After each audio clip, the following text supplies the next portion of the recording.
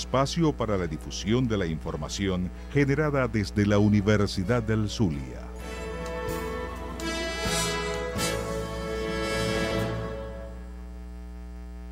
Un encuentro para el debate. Yo pienso que la ciencia ha cambiado y tan vertiginosamente que lo que hoy es verdad, mañana no lo es.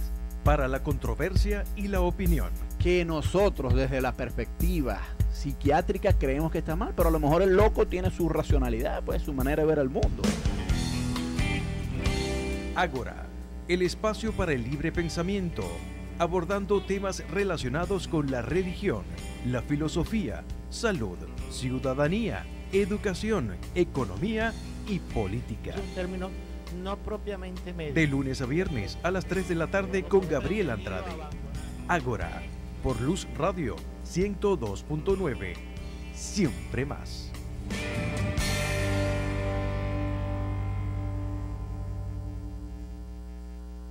A continuación, programa mixto, informativo y de opinión, transmitido en horario todo usuario y apto para todo público. Ágora es un término griego que significa lugar de asamblea o reunión. Tradicionalmente, el ágora era el lugar específicamente designado para que los ciudadanos griegos se reunieran a debatir sobre los diferentes asuntos concernientes al sistema democrático. A partir de este momento, tenemos un ágora en Luz Radio 102.9 con Gabriel Andrade. Saludos amigos, bienvenidos a Ágora. Hoy me estará acompañando en el control técnico Antonio Palmar. La productora de este espacio es nuestra querida amiga Norelva Torres. El director de Luz Radio es el profesor Jesús Urbina y quien les habla, el profesor Gabriel Andrade, estará en la conducción. Toda la programación de Luz Radio puede escucharse por la www.radio.luz.edu.ve y nos puede llamar a la cabina al 412-6872, 412-6872, o nos puede enviar un mensaje de texto libre de cargo al 0426-565-1980, 0426-565-1980. Para hoy tengo pautada la visita como invitado del profesor Luis Vivanco de la Universidad del Zulia. El tema que nos va a ocupar hoy es la civilización china. En los últimos años China ha estado muy de cerca en nuestras prioridades, no solamente por las relaciones comerciales, sino también por los estrechos vínculos culturales que ha habido entre nuestra nación y ese gigante del Oriente. Entonces, para eso acaba de llegar nuestro invitado, el profesor Luis Vivanco de la Facultad de Humanidades y Educación. Bienvenido, Luis. Buenas tardes, ¿qué más? Aquí. Bueno, sí, porque para esto alguna música procedente de China. Yo le informé a nuestra productora que sería muy amable tenerla. Aquí en Luz Radio no tenemos tanta música de mi casa a buscarla, ya la tenemos ahí, pero ya que usted trajo, también vamos a colocar música que usted ha traído acá. Hace algunos meses vino acá el filósofo latinoamericano Enrique Dussel a dar una serie de conferencias, y Dussel ha sido de la idea de que la historia universal que tradicionalmente se nos ha vendido en secundaria es profundamente eurocéntrica, es decir, se cuenta la historia del mundo como si Europa estuviese en el centro del universo y el resto de las civilizaciones, él hace especial énfasis en las civilizaciones precolombinas, las aztecas, las mayas y las incas, pero también otras civilizaciones. Dussel dice, eso ha sido olvidado y eso ha sido injusto, y entonces pues hay que revertir ese eurocentrismo, y haya dicho, bueno, que la historia universal debe dar más espacio al resto de las civilizaciones. Yo, por una parte, estoy de acuerdo con lo que dice Dussel, por otra no. Yo, contrario a lo que opina Dussel, yo opino que Europa sí tiene un papel protagónico y que nosotros no podemos poner al mismo nivel los logros civilizacionales de Europa, que bueno, inventó la imprenta, la brújula, tantas otras cosas, la pólvora, etcétera. No podemos colocar eso al mismo nivel de, bueno, la civilización maya o inca, que por más que hayan hecho avances civilizacionales, y no lo vamos a negar, yo no diría que están al mismo nivel. Pero yo sí estoy de acuerdo con Dussel en que ese monopolio que se pretende dar a la civilización europea en el forjamiento de muchas cosas en la humanidad debería moderarse un poco y objetivamente dar espacio a los logros que otras civilizaciones han traído consigo, y la primera que realmente uno debe contrastar como alternativa a la civilización occidental es la civilización china. Así que yo sí hago un llamado a que en las reformas que ha hecho en cantidad de aportes al desarrollo civilizacional de la especie humana. La palabra China significa reino del norte. No. El nombre de China hoy en día es Zhongguo. Zhongguo es el imperio central o el estado central o el reino del medio. Central, medio, son dos caracteres y uno significa lo central, lo que está en el medio. O sea que en realidad es muy chinocéntrico si uno se pone a verlo. Yo diría que todas las civilizaciones tienen algún grado de etnocentrismo, de creerse el centro del universo. Claro, yo creo que los griegos, y en honor a ellos hemos escogido el título de Ágora en este programa, los griegos son uno de los primeros en darse cuenta de que en el planeta hay gente más allá del horizonte donde ellos viven. Pero yo creo que los chinos también tuvieron cierta noción de esto, es decir, exploraron otros territorios, concibieron una humanidad universal, etcétera. Vamos a empezar por lo más elemental. ¿Cómo surgió la civilización china? Bueno, es interesante decir que en los libros que yo estudié cuando estaba de niño, de primaria, de historia universal que se estudiaba en primaria, y era bastante buena, allí se comenzaba con la prehistoria, vamos a decir, los hombres de la caverna, el paleolítico, el neolítico, y luego se pasaban a las grandes civilizaciones que eran Egipto, Mesopotamia y China, ¿no? Y después la India, y después venía ya Occidente. De modo que no se comenzaba con Occidente, sino que se comenzaba desde Medio Oriente y Extremo Oriente. La civilización antigua china nació principalmente en lo que es la cuenca del río Amarillo. En chino se llama Huanghe. Ese río amarillo no es una metáfora de ese nombre. El río, yo tengo fotografías que lo muestran amarillo de verdad, porque lleva una arena finísima que sale de las montañas del extremo oeste de China, cerca del Himalaya, que son zonas desérticas, y se forman unos vientos, unas arenas muy finas, casi como talco, y de color así, amarillo. Entonces esa arena ha sido muy importante en la historia de China porque ellos les ayudó a fabricar ese gran invento chino que hoy en día conocemos, que es la porcelana. De ahí, de esa zona es, digamos, el primer desarrollo de la civilización. Ahora, estos china. se van conformando en pequeñas ciudades, lo mismo que en Occidente. En la cuenca de Huanghe se van conformando los primeros poblados y ciudades, y luego van colonizando hacia el sur. Es curioso porque lo que ellos llamaban tradicionalmente en la historia china el sur, hoy en día sería la mitad del país, o sea, el otro gran río, que es el Yangtze-Kiang, ¿okay? Que estos dos ríos hacen como unos tránsitos en China de una manera como si fueran como serpientes o dragones, con muchas curvas hacia el norte y hacia el sur, pero tienen una característica, tanto uno como otro, sobre todo el del sur, el Yangtze, cuando vienen decrecidas, inundan miles de kilómetros cuadrados. Eso antiguamente, claro, causaba grandes mortandades y era una inundación muy grande, pero a la larga los chinos aprendieron cómo aprovechar eso, ¿no? No vieron en ese desastre natural solamente un desastre, sino que lo vieron objetivamente, que hay una gran cantidad de agua que viene en tales fechas, vamos a ver cómo aprovechamos eso, y lograron desarrollar una de las zonas productivas de agrícolas, de alimentos y de ganadería más fértiles, más productivas del mundo, más ricas. Curioso que usted dice que estos primeros ciudades-estados chinos se van expandiendo hacia el sur, y Sí. usted usó la palabra colonizar. Sí, Hay sí. la idea de que China nunca ha sido un imperio, sino que ha sido una nación, adelantada por algunos líderes de la izquierda venezolana, sino que ha sido como una nación, bueno, que nunca se ha metido en el territorio de los demás, y que ciertamente es una potencia comercial, etcétera, que se está conformando hoy, pero que nunca ha irrumpido sobre territorios ajenos. No, eso no es verdad, lamentablemente, o históricamente no es verdad. Es decir, todo lo que era el sur de China eran lo que ellos llamaban las tribus bárbaras, y las fueron colonizando. O sea, todo lo que son las provincias de Guangdong, donde está Cantón, en chino es Guangzhou, Hong Kong, Shanghai, toda esa zona de las provincias del sur eran lo que llamaban las tribus bárbaras, y esas las alcanzaron poco a poco a ir incorporando de una manera más o menos pacífica, más o menos dura a veces, ¿no? A veces con conquista militar, supongo. Sí, siempre, y primero el ejército, ¿no? Y aculturación, es decir, imponer sí, la lengua. Y poner todas las tradiciones chinas. Y una cosa interesante, los chinos pensaron que que una forma buena de aculturar a un pueblo es a través de su vida corriente, no de ideas simplemente, sino de su vida corriente, alimentación, llevarles mujeres para que se casaran y tuvieran familia. Ya no puedes ser enemigo de un pueblo donde tus hijos ya son medio chinos, pues, ¿no? Y tus suegros también, etcétera, y después tiene una parentela, porque el concepto de familia es muy importante allí, y eso lo impusieron. Pero no llegaron tan al sur.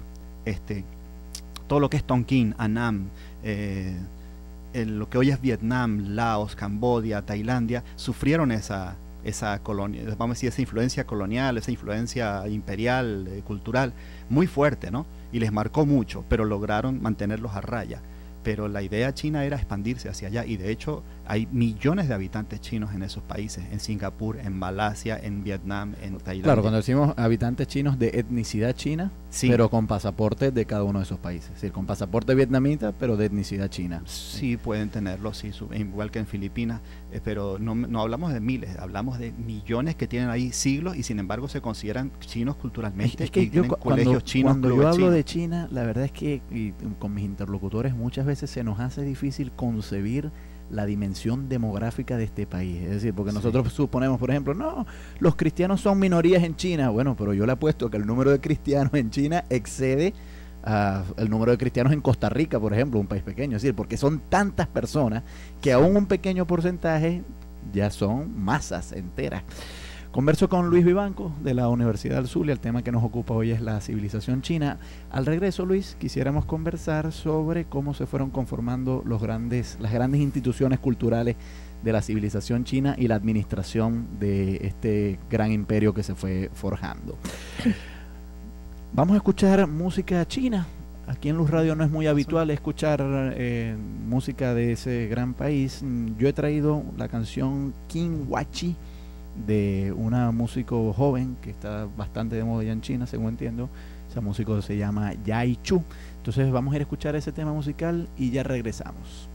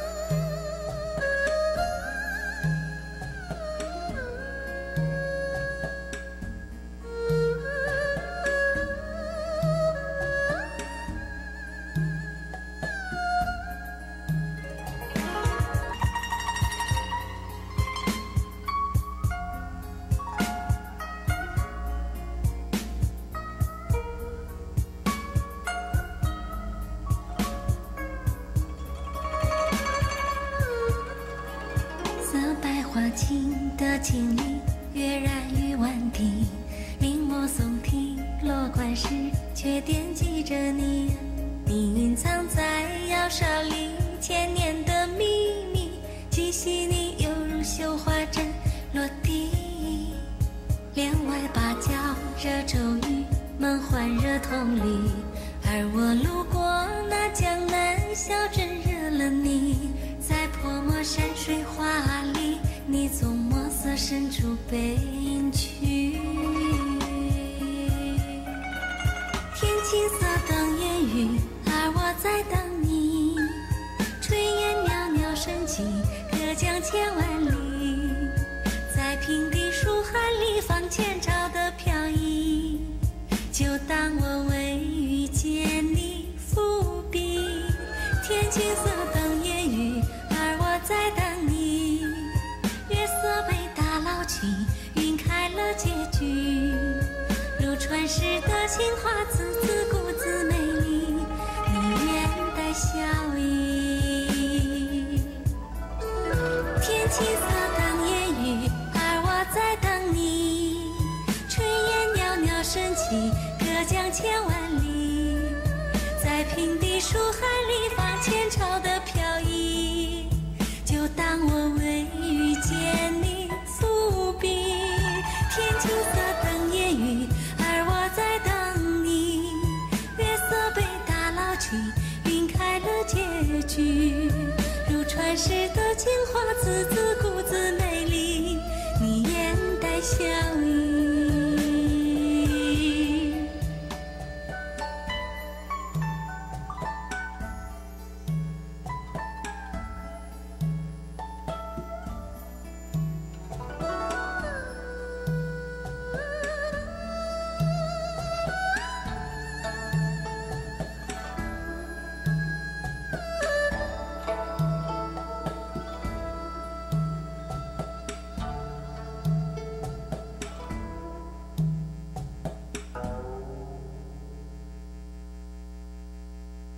Escuchas Luz Radio 102.9, siempre más. Luz Radio presenta Boletín Informativo, más noticias en menos tiempo.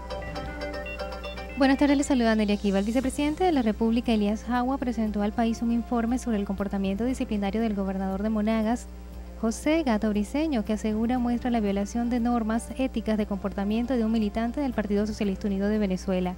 El presidente de la República, Hugo Chávez, a través de su cuenta en las redes sociales, apoyó plenamente la decisión del PSUV.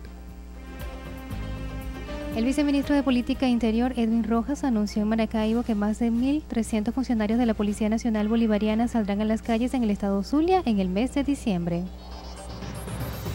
Y por decreto presidencial fueron afectados los bienes muebles e inmuebles, así como las bienhechurías que conforman el terreno La Salina, ubicado en Puerto Cabello, estado Carabobo. Dichos espacios serán empleados para la ejecución del nuevo terminal de contenedores de Puerto Cabello, obra que será ejecutada por la Bolivariana de Puertos. Fin de este boletín informativo, les habló Neria Kiva. Luz Radio presentó Boletín Informativo, más noticias en menos tiempo. Una producción de los servicios informativos de Luz Radio. Es tiempo para el debate y la opinión en Ágora con Gabriel Andrade.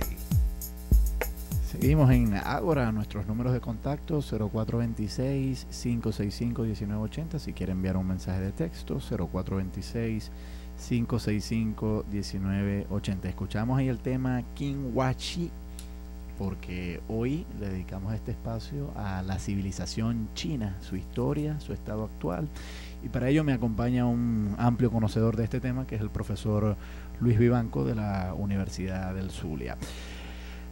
China, dicen, profesor Luis, es uno de los países más antiguos del mundo. Cuando nosotros decimos que un país es más antiguo que otro, queremos decir, bueno, que su uniformidad nacional, etcétera, tiene mucho tiempo. Por ejemplo, Roma es antiquísima, pero Italia es un país muy joven, apenas lo fundó Garibaldi en el siglo XIX, ¿no? Sí. En cambio China sí. No. China han tenido una unidad nacional desde hace mucho tiempo. Yo diría que de los países que hay hoy es quizás el más antiguo. ¿Cómo lograron los chinos? Y entre los historiadores hay amplia conciencia de que los chinos desde muy temprano lograron bastante homogeneidad para mantener cierta unidad nacional. Sí. ¿Cómo lograron eso los chinos? Sí, es verdad. El imperio chino, desde muy antiguo, digamos, ha tenido como una continuidad cultural con el presente. Esa diferencia, por ejemplo, de otras civilizaciones como Mesopotamia o Egipto, que aunque son más antiguas en cierto modo que la China, pero no son los mismos países hoy que eran hace 5.000 años. En cambio, hay una continuidad en China, y las personas cultas en China que han estudiado bien el chino pueden leer, por ejemplo, a los escritores de hace 2.000 y 3.000 años. Y inscripciones y escritura. A mí me dan a leer el poema El Mío City se me hace muy difícil. Que no tiene 1.000 años. Que no tiene ni 1.000 años, sí. Exactamente. Bueno, hacia 3.000 o 2.000 antes de Cristo, entre esos 2 milenios, ¿no?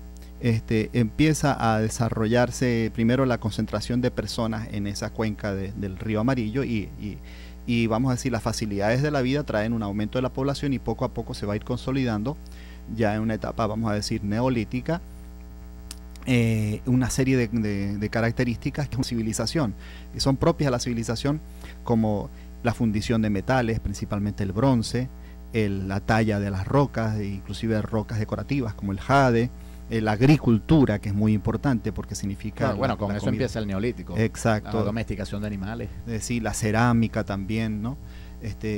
Entonces, todas estas cosas van a ir dando una consolidación social, pero también la estructuración de la sociedad en clases, en grupos, y va a haber 2 grupos muy importantes, los campesinos y los guerreros. Y hay otros grupos que no son tan importantes como lo van a hacer en otras civilizaciones. Por ejemplo, en Occidente, el comerciante va a tener una relevancia que va a ir poco a poco resaltando y resaltando hasta que va a ser como la persona más importante socialmente, pues el hombre que se dedica a la economía, al comercio, ¿no? En China no. Y en general en Oriente, India y China, el campesino es el importante, y el militar, el guerrero. Claro, están también las clases sacerdotales, pero son una minoría muy pequeña. Y está también este sector comerciante, pero no se le da una relevancia, se le tenía más bien como bastante restringido, legalmente restringido. Hay un gran emperador muy famoso que es como el que funda, el padre fundador de la nación, que es el emperador amarillo, así se le llama, ¿no? Y inclusive se sabe el año en que este señor estaba vigente, en 2698 a 2597 antes de Cristo. Se sabe con bastante exactitud. Pero después de eso, la historia... Mucho más antiguo que Occidente. Sí, mucho más. Las civilizaciones griegas, romanas, son mucho más recientes. Exacto, sí. Inclusive más antiguo que muchos personajes bíblicos, sí. ¿Okay? Como Moisés, por ejemplo. Después de él vienen una serie de emperadores semilegendarios y que quedaron como en la memoria de los pueblos, en la historia, porque hay que decir también que China es uno de los primeros países donde se empieza a hacer crónica histórica, se empieza a hacer relato histórico como un contenido formativo de la gente. Es decir, usted no es cualquier pueblo, usted viene de esta gente, de este pueblo, de estos fundadores, de este linaje.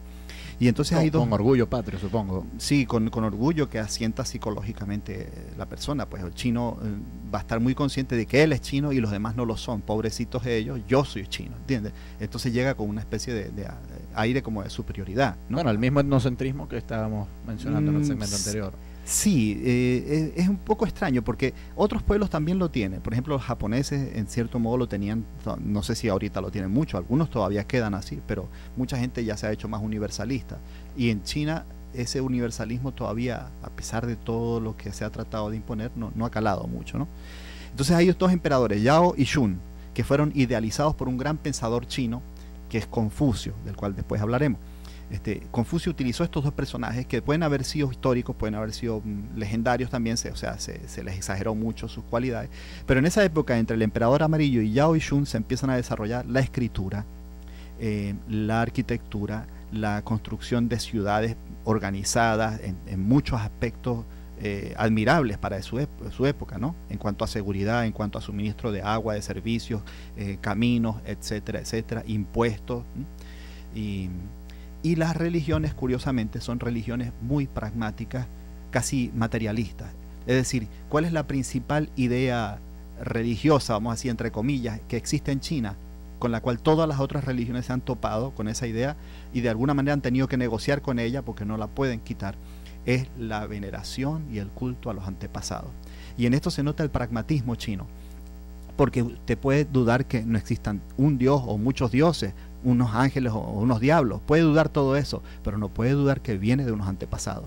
Los antepasados tienes que honrarlos porque son los que a través de ellos tú estás aquí gracias a ellos. Entonces eso es muy bueno, tan enraizada inmanente. está esa institución en la civilización china que cuando los misioneros jesuitas llegaron en el siglo XVI, algunos de ellos sospecharon que ese culto a los ancestros no era compatible con la religión católica, y muchos propusieron, es decir, para ser católico usted tiene que abandonar el culto a los ancestros, pero muchos jesuitas sabiamente supieron preservar eso. Luego la iglesia dijo que no se podía ser católico y a la vez rendir culto a los ancestros, y eso llevó a una disputa, pero la verdad es que es muy difícil para una institución cristiana o de una religión foránea a China erradicar esa práctica, ¿no? Porque es que lleva milenios ahí. Vamos a ir a escuchar un tema musical. Te voy a dar oportunidad, Luis, para que tú anuncies qué canción procedente de China vamos a escuchar en este espacio. Esta es una de las músicas más antiguas de China, tiene más de 1000 años. Es música clásica de una ciudad que fue capital de China en la época de Marco Polo, que se llama Chang'an. O sea, esta música es compuesta de esa ciudad y todavía se sigue ejecutando en conservatorios de China.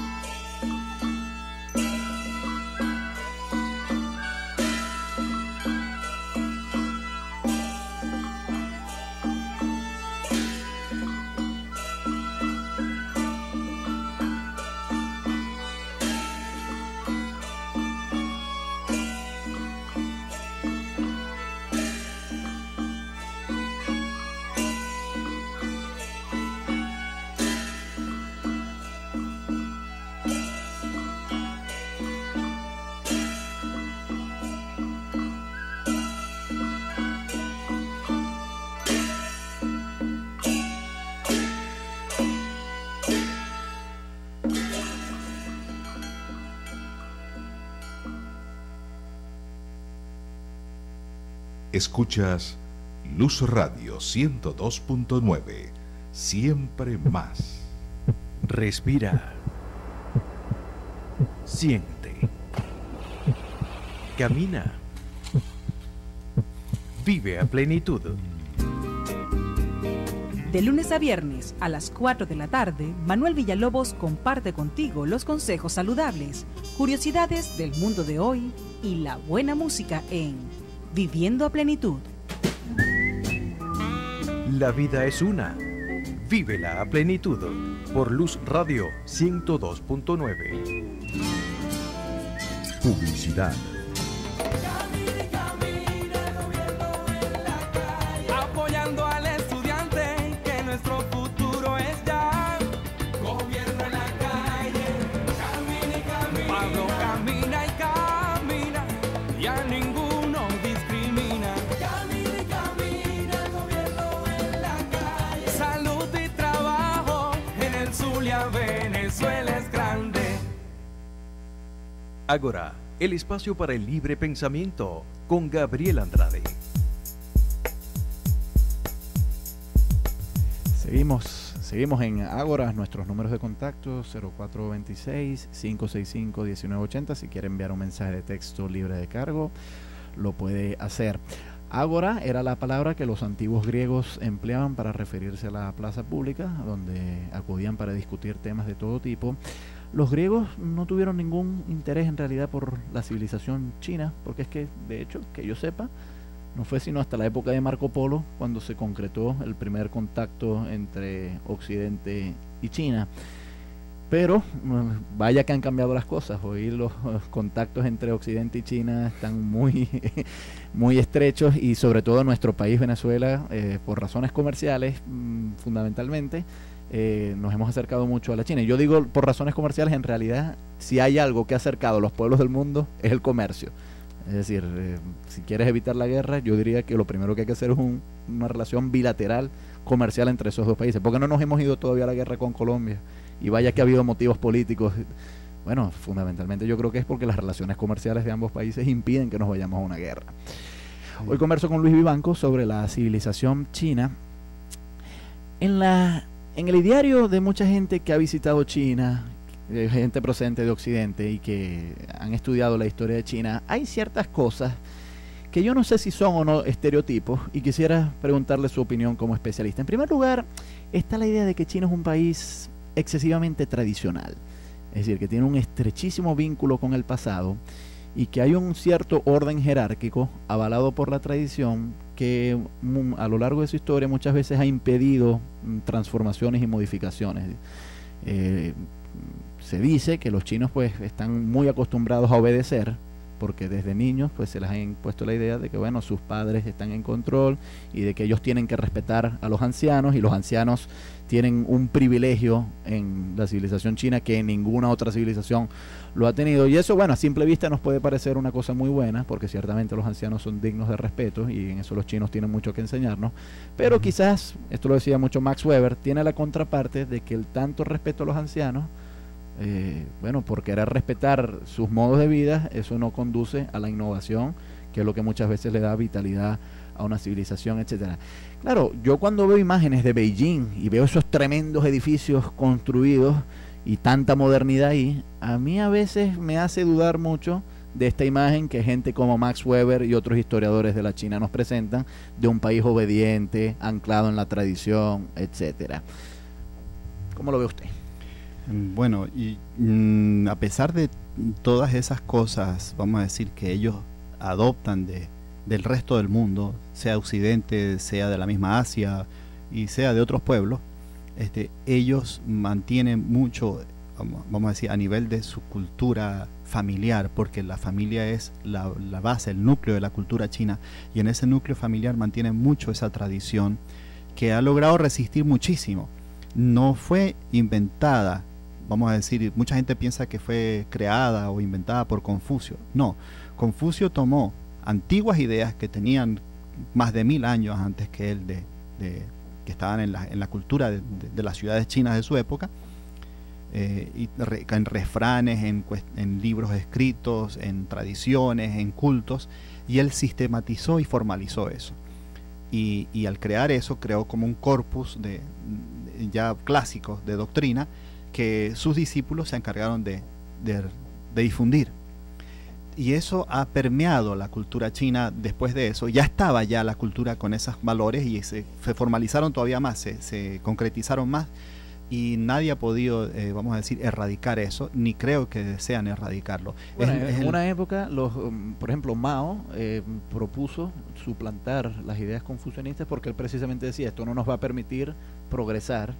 Incluso las llegó a suprimir de forma un tanto violenta. Bueno, no precisamente, Mao lo permitió, pero Mao en cierto modo sí, estaba en contra de muchas ideas confucianas. Por ejemplo, vamos a hablar de la mujer, el rol de la mujer, que era siempre secundario y como, vamos a decir, diagonal al del hombre, ¿no?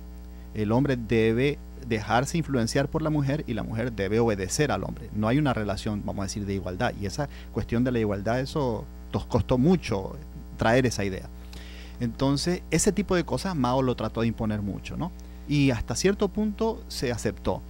Pero los que sí trataron de erradicar a Confucio de una manera mucho más salvaje fue los que estaban en la ola, pues en la cresta de la ola durante la época de la Revolución Cultural, que eso fue el año 66 al 69. Ya Mao estaba bastante viejito. Esa fue la época importante de la Revolución Cultural, 66 al 69. Y estaba ahí inclusive la esposa de Mao, de modo que la influencia venía de arriba, la aprobación de arriba. Claro, y la idea era dejar atrás la China tradicional, aristócrata. Exacto, y solamente guiarse por el pensamiento de Mao, el gran timonel. Pero ahí es donde Mao y los maoístas se montaron en la influencia cultural de Confucio, porque era los mayores, vamos a decir, diciéndole a los jóvenes lo que tenían que hacer, y los jóvenes siguiendo a los mayores de una manera acrítica y vamos a decir como un rebaño. Claro, pero irónico, porque por una parte hacen uso de su autoridad paternal, pero por otra parte usan esa autoridad para decir no sigamos las ideas de los antiguos filósofos que también defendían la autoridad paternal. Claro, ¿no? Son nuevos padres por viejos padres, ¿no? Claro. Y de hecho quemaron millones de libros sobre Confucio, incluso textos, manuscritos, pergaminos y templos y cosas destruyeron. Bueno, ¿qué no destruyeron en esa revolución cultural? Las vivas mismas, ¿no? Claro. Millones, pero fue un intento de erradicar. No fue el primero. Muy oportuno que usted diga eso, porque en estos últimos años en Venezuela se ha querido hacer una imagen romántica de la revolución cultural. Y en la revolución cultural la imagen que a mí se me viene a la mente es la de un prisionero con un cono sobre su cabeza recibiendo todo tipo de insultos espontáneos en la calle por ser acusado de defender el régimen antiguo, etcétera, ¿no? Bueno, es un equívoco que existe, que yo creo, aquí a nivel de ciertas cúpulas directivas, pues, desde el país, porque inclusive han llegado a China felicitando a la gente por las cosas de la revolución cultural, y resulta que todos los líderes actuales de China, los que tienen cierta edad, sufrieron en esa época y se les mataron hasta sus padres. Son esa generación que se levantó sobre el maoísmo, ¿no? Otra imagen que estos historiadores, y aquí yo me estoy guiando es por Max Weber, que es un historiador que yo estudié en mi carrera universitaria por muchos años. Otra imagen que Max Weber nos adelanta respecto a China, que a mí la verdad es que muchas veces me hace dudar, y le quiero preguntar a usted como especialista, es la de una China que cuenta con una gran casta de burócratas que hacen grandes papeleos, grandes funcionarios del Estado, y que para pedir permiso para cualquier cosa hay que hacer todos unos trámites, y que esa gran casta, que realmente no aporta gran cosa a la productividad del país, era la que controlaba la riqueza, y de hecho había exámenes que los funcionarios burocráticos tenían que tomar, etcétera. Y nosotros nos quejamos de la burocracia en Venezuela y en Latinoamérica en general, pero según lo que el análisis de estos historiadores dicen, donde realmente esto era una pesadilla verdadera, era en China. ¿Qué tan cierta es esa imagen de la burocracia china? Bueno, yo creo que los mejores testimonios de esto, igual como para lo de la revolución cultural, es leer a los escritores mismos chinos que sufrieron eso o que vivieron eso. Inclusive a veces entusiastas que lo vivieron y después se dieron cuenta de cómo era eso, pues igual que los muchachos entusiastas nazis se dan cuenta después de lo que habían pasado en la época de Hitler. Bueno, la burocracia china sí es verdad que tenía unas normas y unos protocolos antiquísimos, por ejemplo, para escribir una carta a una autoridad provincial, a un mandarín, no digamos ya al emperador, tenía que tener toda una prosopopeya, toda una formalidad que hoy nos parecería ridícula, diría alguno. Sí, muy extraña, ¿no? Todo tenía que comenzar, el purpúreo aire matinal que ha iluminado el rocío de la mañana, etcétera, etcétera. ¿No? Todo no podía ser simplemente decir necesitamos que nos den una requisición de cargadores de tinta. No. Tú tienes que hacer todo eso con una formalidad impresionante. Bueno, algunos de estos funcionarios fueron famosos, inclusive en muchas épocas, como incorruptibles, ¿no? Es decir, no es que eran corruptos, eran incorruptibles. Pero hay que hacer una cosa curiosa. Tú por allí dijiste de que a veces estos funcionarios como que tenían el poder económico y político. Allá las cosas estaban bien separadas, no como aquí. Es decir, aquí es fácil esperar que un gobernador, no digo cuál, pero cualquier gobernador o cualquier alcalde pueda tener poder económico, porque una vez que es alcalde tiene eso y ¿por qué no lo hace, no? O al revés, pero es más raro que una persona rica quiera ser político. Pero allá esas dos cosas estaban bastante separadas. La riqueza se establecía más que todo sobre la tierra y el sector terrateniente, vamos a decir, tenía influencia en lo político, pero no necesariamente podía llegar a cargos políticos. Los cargos políticos solo estaban para quienes pasaban los exámenes imperiales y hubo gente muy famosa, sabios chinos, que no pudieron pasar los exámenes. Pero tengo entendido que estos exámenes no hacían preguntas realmente pertinentes a la administración pública, sino que más bien preguntas de arte, de caligrafía, de cosas de ética y moral, por ejemplo. Bueno, de ética y moral sí lo veo bien que un funcionario público conozca un poco sobre eso, ¿no? Claro, sí. Pero, por ejemplo, que una prueba de pintura o de poesía, a cuenta que un funcionario tiene que saber sobre eso, ¿no? A un occidental le cuesta entender eso. Sí, nos cuesta entenderlo, pero yo creo que en general esos funcionarios tenían como un manejo de las cosas de la vida bastante... Se ha escrito mucho sobre estos mandarines, ¿no? Un manejo de las cosas de la vida bastante amplio, bastante maduro, porque esa cultura les daba como uno de los valores más enfatizados en la cultura china es la paciencia, ¿no? Poder oír, poder con ecuanimidad todas las cosas, con equilibrio, sin abusar, sin irrespetar, etcétera. Cosa que yo creo que para los gobernantes es muy útil, ¿verdad? Claro, porque mantiene dormidas a las masas ahí. Sí, pero también no se extralimita. Claro. Es una persona, es como muy parecido al Mésotes de Aristóteles, ¿no? No es una persona que se estalla en exabruptos y grita y esto y es propia, no. Es una persona mesurada, tranquila, serena, ¿no? Y hubo muchos funcionarios así. Nuestros números de contacto, el 0426-565-1980, si quieren enviar un mensaje de texto.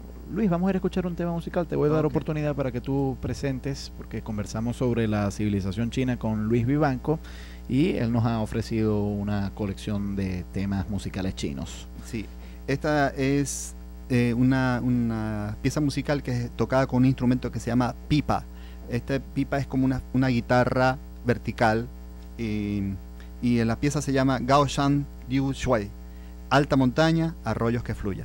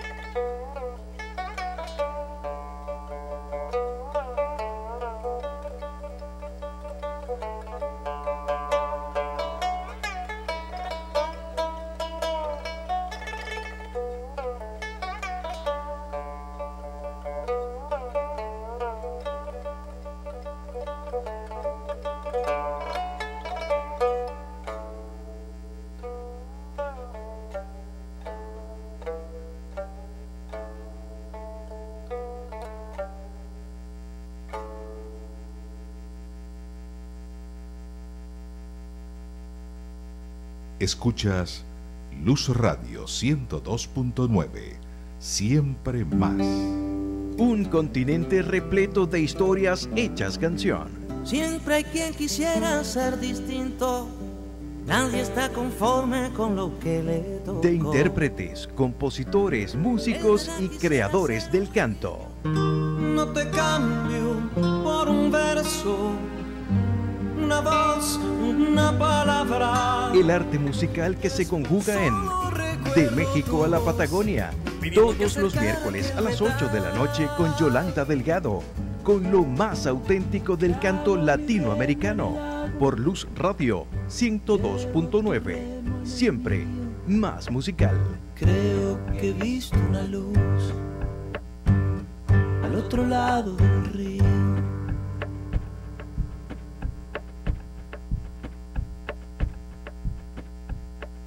Ágora, el espacio para el libre pensamiento, con Gabriel Andrade.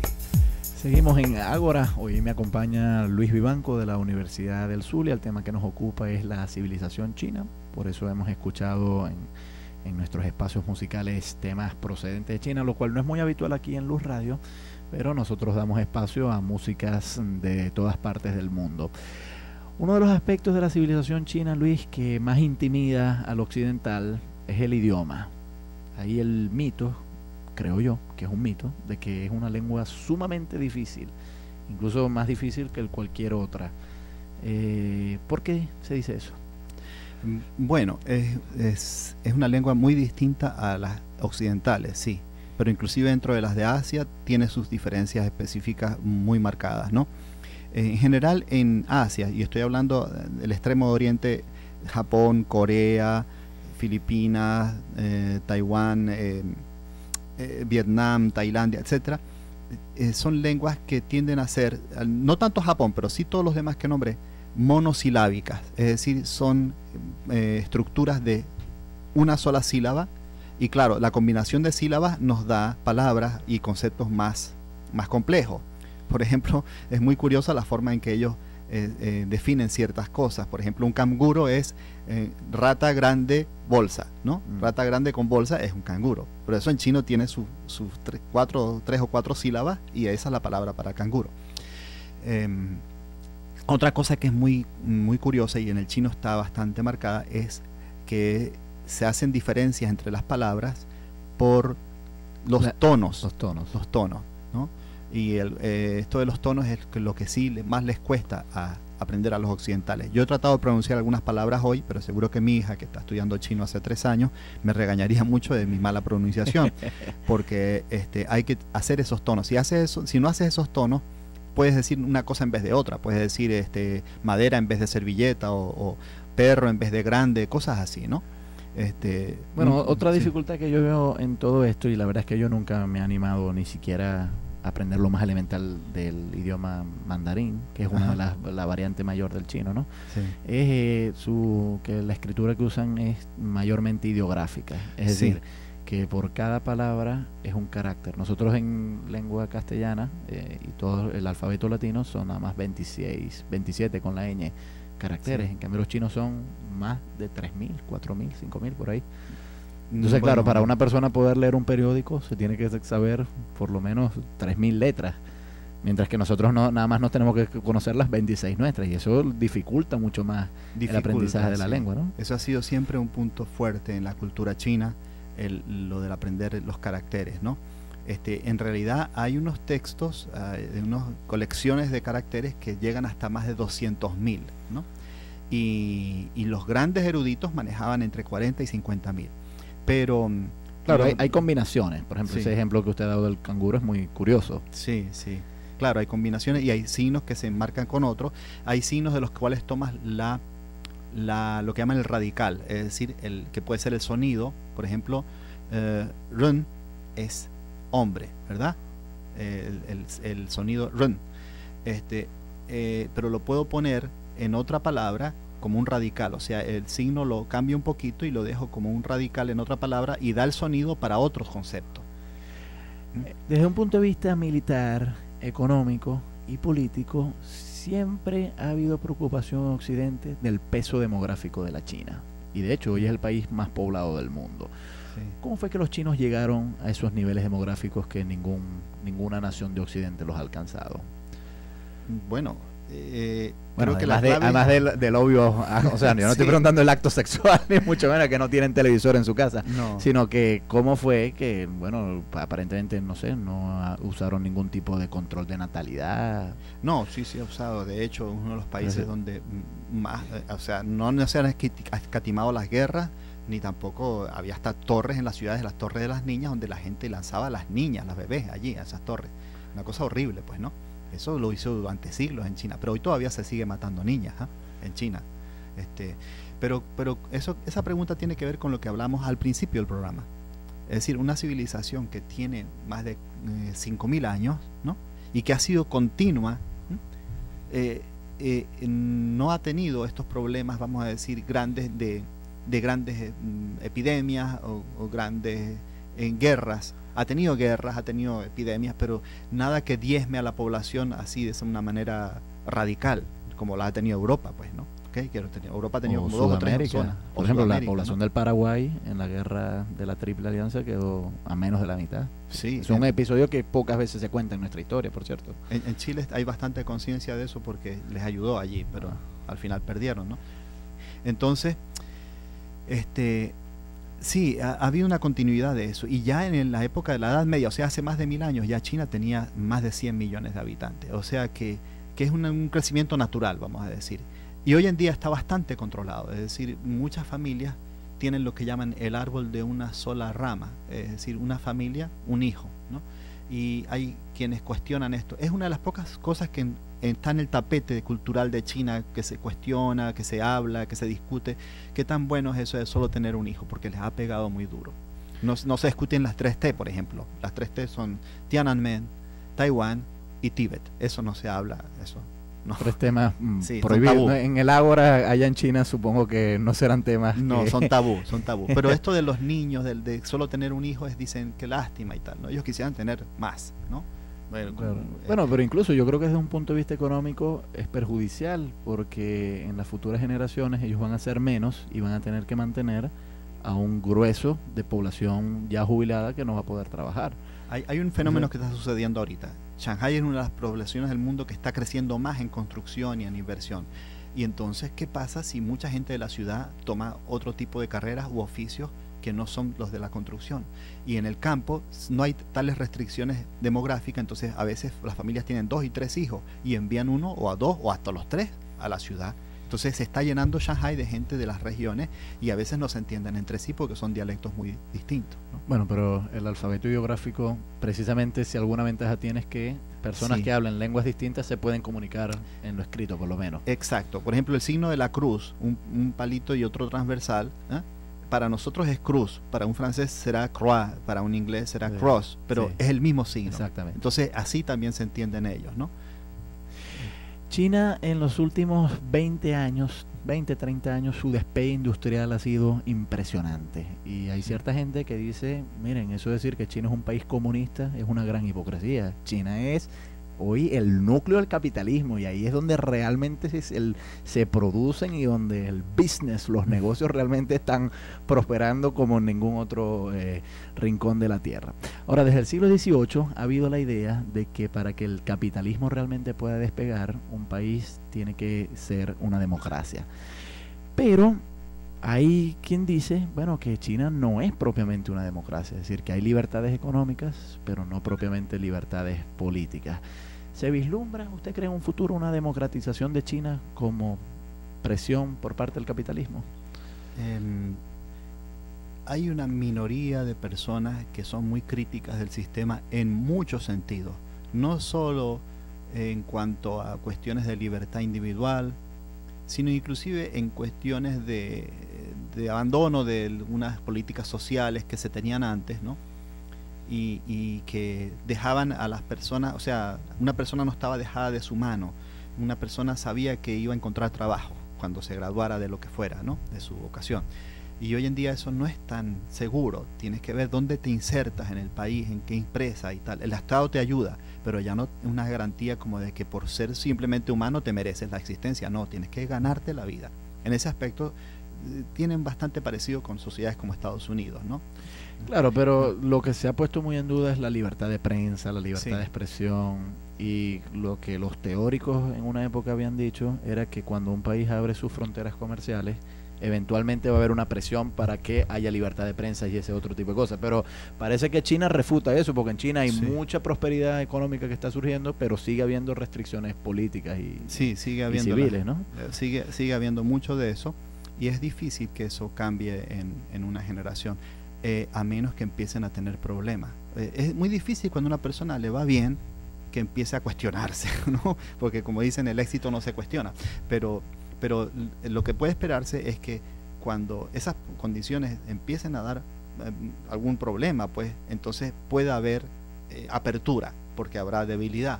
Pero hasta ahorita no vemos esa debilidad. China en el siglo XX tuvo varios momentos de debilidad, y los intelectuales e inclusive los estudiantes tuvieron un protagonismo muy fuerte. Pero ya después de la China popular, o sea, después que se estableció el régimen comunista, eso ya fue mucho más controlado. Entonces la idea es más bien la de control. ¿Y qué pasa? La mayoría de las personas en China, hasta donde hemos podido saber, no conozco la mayoría de las personas, pero según los reportes, según los datos de personas que han hablado con personas en China, vamos a decir, prefieren un Estado que nos garantiza el trabajo, que nos garantiza la seguridad, que nos garantiza varias cosas en la vida, ¿no? Prácticas, a la cosas libertad de expresión. como esa libertad de expresión y tal, ¿no? Que el Estado sabe más. Muy wow, no. Yo no soy partidario de eso. Yo tampoco. Muy agradecido. Ahí sí tengo una gran diferencia con los chinos, por más que yo los admire en muchas cosas. Muy agradecido a Luis Vivanco por su visita acá Gracias a Luz ustedes Radio. también. Agradecido también a Antonio Palmar, que estuvo en el control técnico. Norelba Torres es nuestra productora. El profesor Jesús Urbina es el director de Luz Radio. Y quien les habla, el profesor Gabriel Andrade, estuvo en la conducción. Nos despedimos con un tema de China. Si quiere lo anuncia, por favor, profesor. Sí, es una canción tradicional de la provincia de Honan, al centro de China.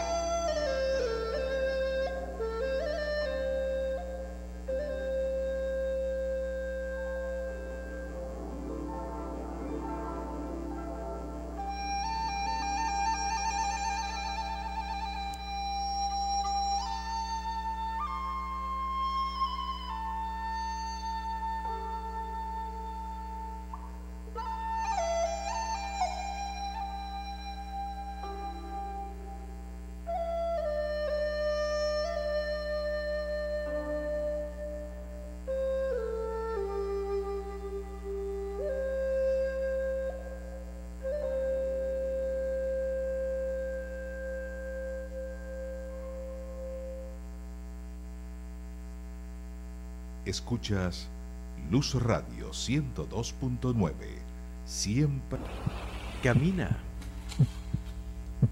Vive a plenitud.